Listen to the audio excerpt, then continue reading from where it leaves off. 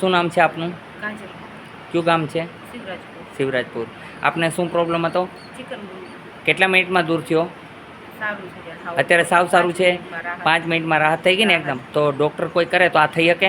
ના. નથી શક્યતા. દવા બરોબર છે. ચાલુ જ છે કે હા, દવા ચાલુ છે પણ તોય સારું નહોતું. નહીં. અત્યારે તમને 5 મિનિટની અંદર કેવી મજા આવી? હા, સારું આવ્યું ને? હા.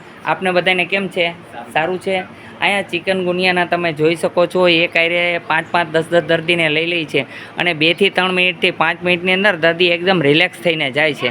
આમાં હું કોઈ ખરાબ કામ કરતો હોઉં તો તમે બધા કહી શકો છો. હિત કરવું એ જ મારો ધ્યેય છે, સાજા કરવા. ડૉક્ટર પાસે ઘણી વખત બાટલા ચડાવવાથી પણ સારું ન થાય, એ માટે થઈને દર્દી અહીંયા આવે છે. અહીંયા દેશી દવાથી ઈલાજ થાય છે. બોલો જય હનુમાન. અહીંયા આવવા માટે આટકોટથી ગરણીથી થોરખાણ રોડ ઉપર આદેશ આશ્રમ આવેલો છે. અહીંનો સમય સવારે 9 થી 12 છે, સાંજે 4 થી 6 છે. બોલો જય હનુમાન. બરોબર. અહીંયા જે ચાનું મશીન મગાવ્યું છે તે પણ ચાલુ કરાવી દેવામાં આવ્યું છે અને જે પાણી માટે મશીન મગાવ્યું તે પણ ચાલુ કરી દેવામાં આવ્યું છે. જેટલી થાય એટલી પબ્લિકની સેવા કરું છું.